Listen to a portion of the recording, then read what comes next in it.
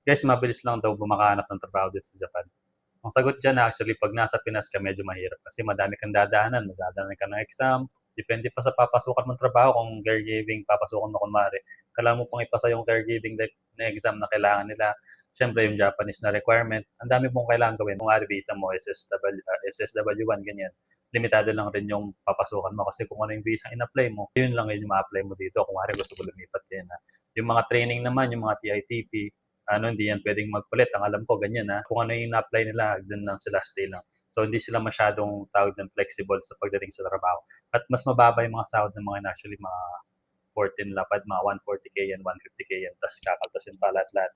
Anyway, yung pinaka-target mo dito, yung goal mo, dapat maging at least long-term resident. Kasi pag long-term resident ka na, para ka na rin dito permanent resident na nire-renew mo lang siya. Pag permanent resident ka naman, para ka na rin yan na citizen dito. So technically, kung ano yung mga rights ng mga Hapon, ganun din yung mga rights na makukuha mo. So kung mag-apply ka ng gusto mong trabaho dito, free ka kahit anong gawin mo dito, kahit may double, triple job ka pa, kahit anong gawin mo, free talaga. Tapos dito po, ang daling maghanap ng trabaho. Lalo ikaw, nagtatanong ka, 18 ka pa lang, di ba? Pag nakuha mo yung permanent residence dito ng mga nasa 20s ka, ang dami mo pwedeng i-work dito. Yung mga ibang work, hindi naman nga kailangan ng Japanese, lalo na yung mga Gemba.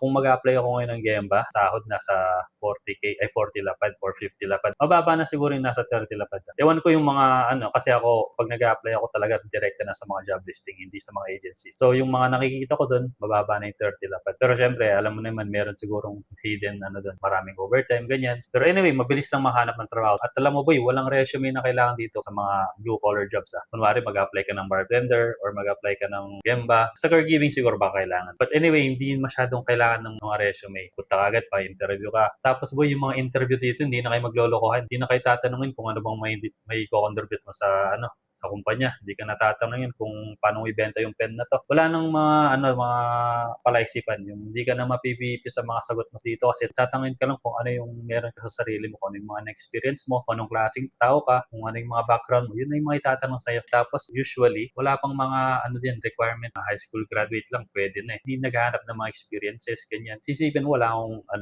background sa bartending kahit ano. Nag-apply lang ako, rekta, nakuha agad ako. Kaya kung pupunta kayo dito, mas maganda siguro yung habang mas bata kayo para pag tumanda kayo dito, mas marami kayong mga choices. Alam ko naman for sure, karamihan sa inyo pumupunta dito, hindi gusto yung trabaho. Parang napili nyo lang yung trabaho na yan para maging way nyo, parang maging route nyo lang para makapasok ng Japan. Pero pag naging permanent resident kayo or at least long-term resident, mamipili nyo na yung magustong trabaho. Ako, wala akong N4, N5, wala akong ganyan. Isang na advantage ko is half ako, so Japanese passport ako. But literally, walang kailangan na requirement, hindi na sasabihin na kailangan mo na ni Hong Kong. Malalaman naman kasi nila yan pag na-interview ka na. So, 18 years old ka, marami ka pa pag-asa. Kung gusto mo talaga, kailangan mo na ngayon pa lang. Kahit hindi ka pa nag-apply, mag-aaral ka na ng Japanese, practice ka na agad. Kasi pag mag-practice ka pa lang, pag nag-apply ka na, parang ang bagal ng proseso mo tapos pwede ka pang bumagsak.